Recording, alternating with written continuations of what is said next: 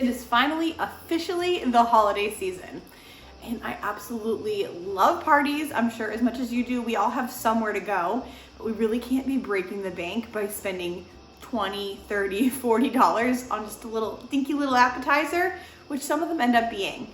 So today I am here to bring you the absolute best appetizers under $10. These are gonna wow crowds, they're gonna be delicious, and they're gonna keep your money in your own pocket or let you spend it on someone else. Here we're gonna make a really quick cream cheese chutney tree.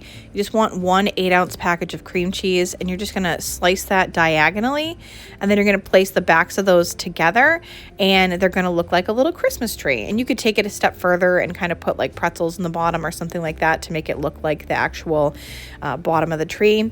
And then I have Major Grey's chutney here, and I'm just pouring that over the top, but I have heard that a lot of people love to do this with a pepper jelly. And I have actually even done it in the past with a chili crunch. So that's a very spicy version, but it is delicious. So whatever your favorite kind of jam that you want to throw over the top there.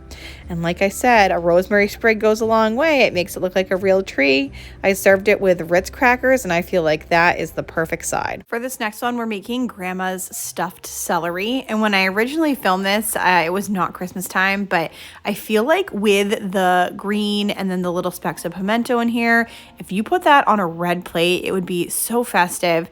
Celery's on sale this time of year, so is cream cheese. You just add in a little olive. You'll see there's a whole recipe here, but it ends up being really delicious and really, really easy and inexpensive to make. We're gonna be using some pimento stuffed green olives, and I love green olives. I love that salty flavor, especially mixed with cream cheese. I feel like, why do they not have green olive cream cheese for bagels? Because I think that would just be fabulous.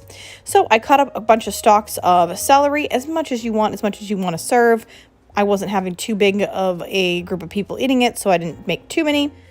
For that cream cheese stuffing, I'm taking a little bit less than a half a cup of green olives and just chopping those really finely.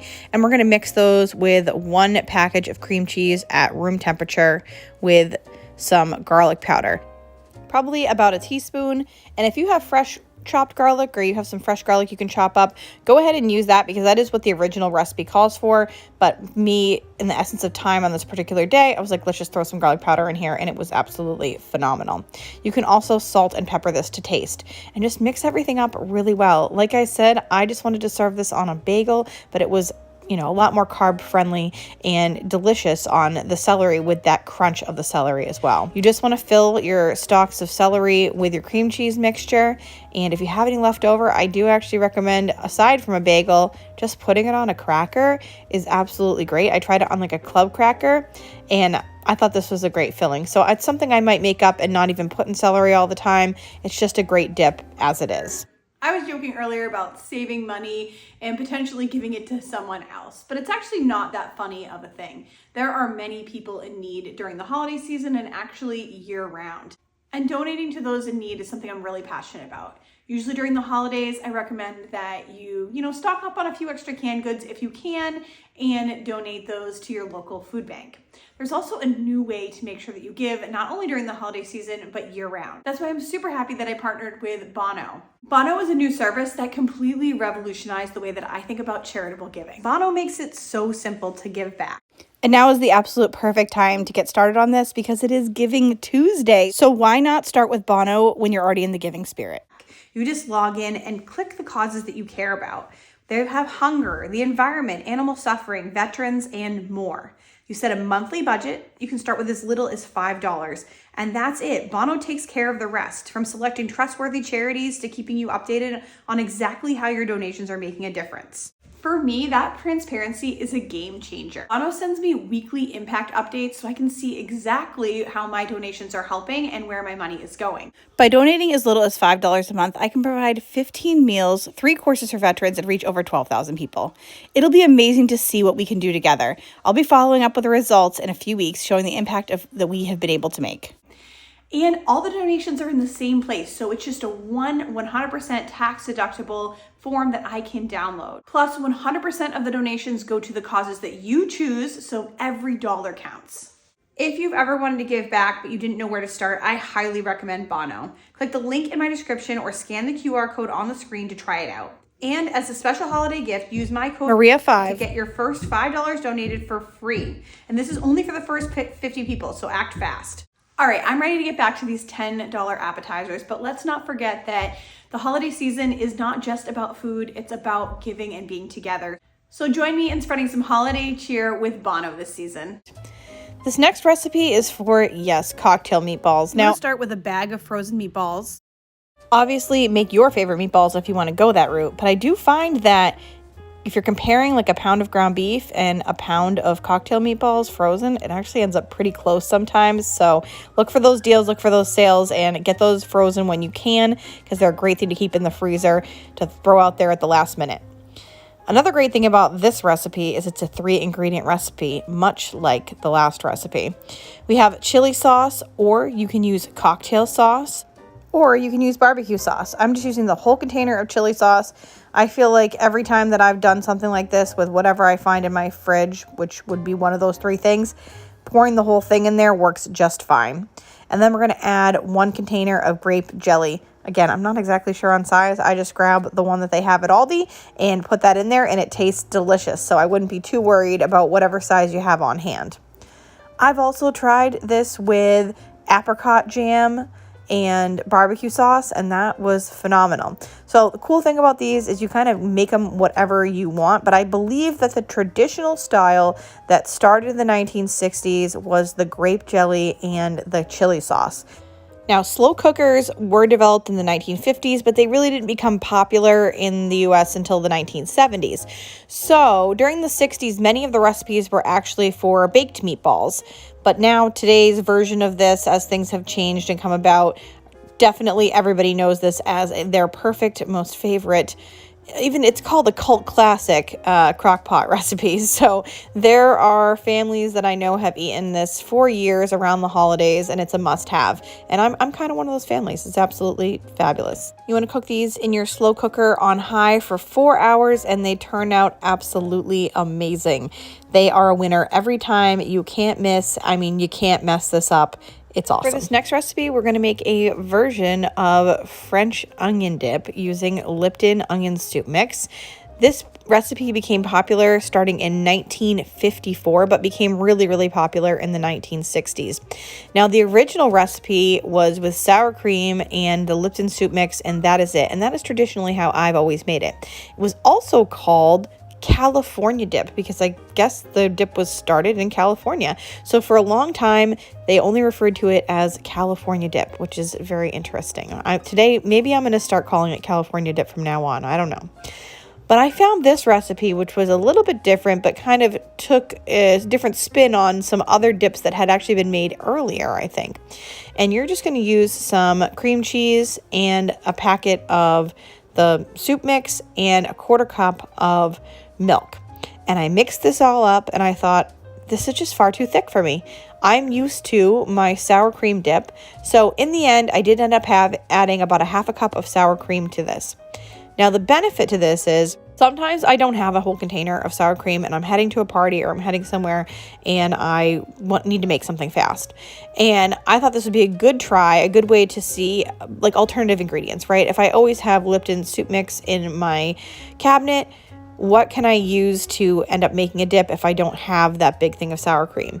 So I think in the end, I would say if you have a little bit of sour cream and you have some cream cheese, you can then make a very good French onion dip or California dip from the 1960s without having that whole container of sour cream. So it's just an alternative option. You don't have to go shopping and you don't have to stress if it's something that you already have on hand. Appetizers on their own are not considered the ultimate Christmas dinner. The ultimate dinner does include appetizers. So we're going to start off with a spinach dip tree. This is really fantastic, enough so that my kids have asked for it multiple times since then. So you just want to start off with a pizza dough. You do need the pizza dough from Pillsbury. I have tried actually making this with like a regular pizza dough. It does not turn out the same, so it has to be very specifically that Pillsbury pizza dough. And you can buy one and you'll have enough to make one tree. Here I'm actually using 2 just because being lazy and quick, and I had to, so that was easier for me. I'm just going to use a pizza cutter and cut it into the triangle shape of a tree. And then if you're using just one dough, you want to use the triangles from the other side and actually create one more triangle to put on top when you're done putting your dip on. But because I had extra, I just ended up trying to make a star. It didn't work out that great. So the whole star part of it, I wouldn't even try that hard. It's not really worth it. But you do want that tree shape. So you just peel those sides away, and then I'm just going to cover the entire tree shape, that triangle, in store-bought spinach dip. I have seen recipes where you make your own spinach dip, but I just don't think it's necessary. The store-bought stuff tasted really good. I think this is like the Cedars brand, so whatever you can get or whatever your favorite spinach dip should work, or if you want to make your own, I'll put a recipe down in the description box for you to do that as well. And then you just want to cover that up with either the combination of the two leftover triangles or another pizza dough. And if you're using the other pizza dough, just cut off the sides, and we're going to be left with one big triangle shape. And then you want to take your pizza cutter, or if you're using a regular knife, that's going to be fine too.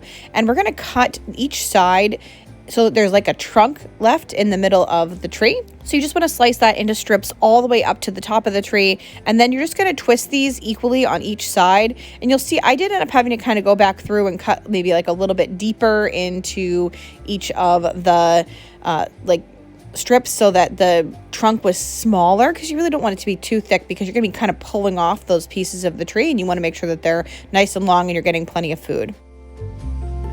And this is super forgiving, so you don't need to be a pastry chef to make it. Like, it doesn't really matter how perfectly they're twisted or whatever. Just try your best, and it's going to taste delicious no matter what. And then I'm just covering this with an egg wash. That will help to give it like a golden brown color when it comes out of the oven. And you want to bake it at 400 degrees for 20 to 25 minutes. And it was golden and perfect. And you can see I did put a little star on top there, and it came out like okay, but it's really not necessary. One more step when it comes to the tree. As long as you use a nice baking mat or parchment paper, the tree should slide right off, and I like to serve it on a nice cutting board like this just because it looks all pretty.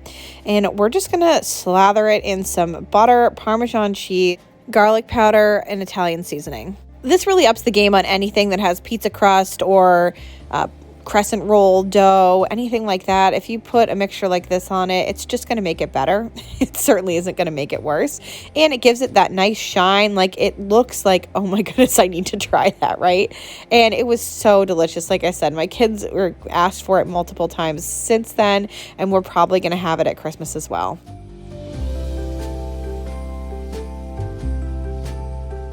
A 100 out of 100. Did you eat all of it?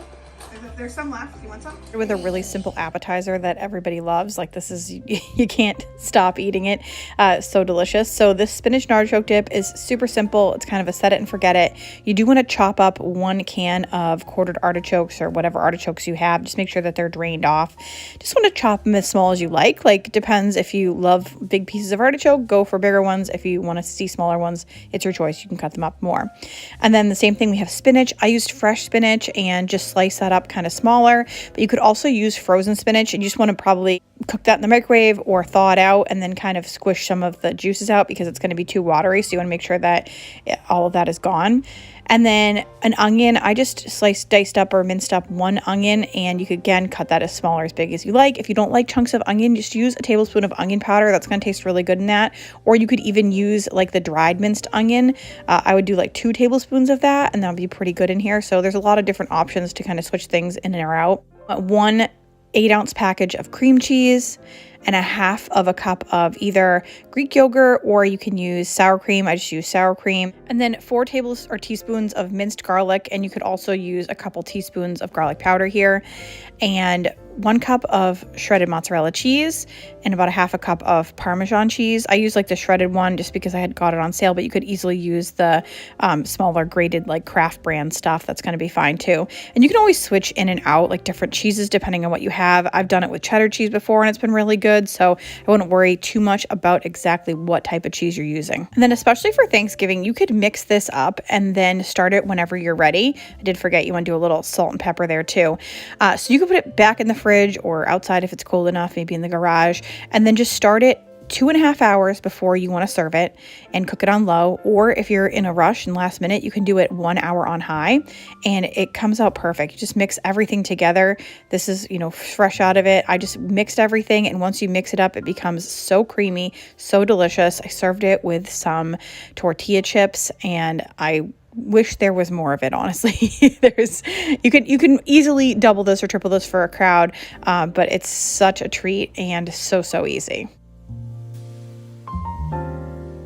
Next up, we're going to make a pigs in a blanket wreath because it is just festive and the pigs always go like hotcakes. It's crazy. I have one roll of the crescent roll dough, and I'm just going to cut it with a pizza cutter into strips. That's how I find it's the easiest for me to just roll these. And then down the middle, that line is already there, and that's perfect because you just want to use like about half of each of the like little strips to make one of the pigs, and I feel like it's the perfect size. I've also done these with regular size hot dogs before, and then you just slice the regular size hot dog into a smaller hot dog, and it's actually a lot cheaper than buying, it's been in my experience at least, than buying the little Smokies or little wieners. But it's an option if you want to go that route too, and it can save you a few bucks. And then you're going to make it in, wow, the shape of a wreath, surprisingly enough. So you just kind of place them all next to each other, and it turns out beautifully. And then I just cook this according to the package instructions for the crescent rolls, which I think is like $3.25 for 12 minutes. But you just want to check your crescent rolls and double check that is going to cook them all the way through. And then once it's finished, I just thought such a pretty wreath here. You want to transfer it to whatever plate you want to put it on. I found a nice nice little festive plate for me. And then I just brush it with a little bit of melted butter, Parmesan cheese, Italian seasoning, garlic powder, pepper, and salt. And I find that just elevates something like this. Anytime I'm making anything with like a crescent or a biscuit roll, if I can, and it's a savory dish, I'm going to brush it with that mixture because it just doesn't get any better than that. And it just really elevates it for, little to no effort on your part. So if you're planning to make pigs in a blanket this year anyway, because what is a holiday party without them, you may as well make it in a wreath shape and really up your game. Okay, for these, I can't actually confirm that the name of them is everything bagel, kielbasa in a blanket, but that is what I have named them because I saw them, I think on TikTok in one obscure place, but I've never seen something like this before. And I thought this was kind of like a cheater's method to pigs in a blanket, and I am totally in. So we did the pig's wreath, which is also fabulous, but I figured why not make a kielbasa tree? We'll just switch things up. So for this one, it's even easier because you don't have to roll each one of the little hot dogs, which I feel like saves a lot of time. You're actually just going to take the kielbasa, slice it in half, and then put that crescent roll right around it and just kind of wrap it in it. And then you can roll that right into everything bagel seasoning or whatever type of seasoning that you would like to use, and then slice it. And so I felt like the slicing it and then cooking it method was a lot easier and a lot faster than individually wrapping things. So I was kind of excited about trying something new and not bothering with each individual one. I think that there's still a time and a place for both.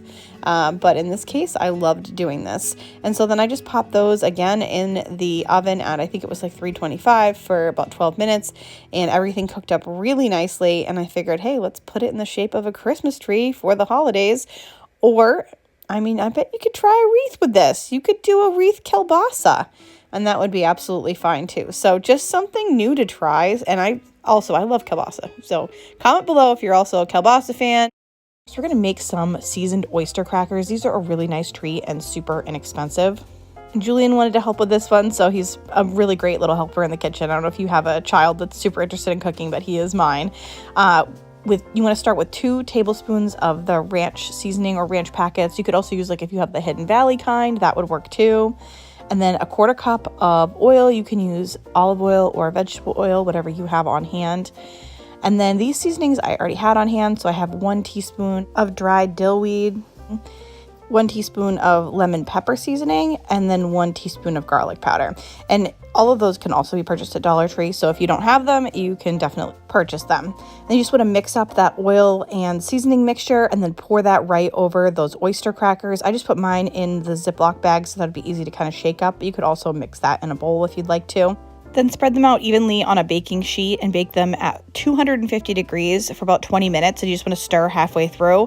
And that just kind of pushes all those flavors into the crackers and it makes them a really, really tasty baked treat. This came out a little while ago, and I just poured them into a little baking dish here. It was a little festive dish to serve them in. And then just poured those peanuts in on the side. So this was a nice little snack tray for us. Just like, I don't know, just a little something to nosh on. It wasn't a like really fancy appetizer per se, but it was really enjoyable. And I think on a day like Christmas, sometimes it's nice just to have something to grab here and there and, you know, enjoy what you're doing on the side and have a little snack. And this was absolutely perfect. The kids love these oyster crackers. They were so good. I'll probably start making them for them as a snack more often. Next recipe is for jalapeno poppers. So you just want to add a tablespoon or 2 of olive oil to a bowl and then cut open 6 jalapenos. So you just want to slice these in half and then de-seed them, take out all of the insides. It's not the easiest process, but it'll be totally worth it because these are absolutely delicious.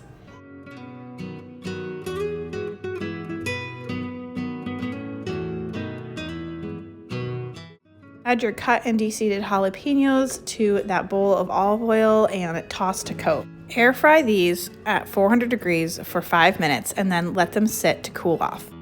In the meantime, mix together 8 ounces of softened cream cheese with 1 teaspoon of garlic powder, a half a teaspoon of onion powder, a little bit of milk or cream, like 1 to 2 teaspoons, and mix that all together.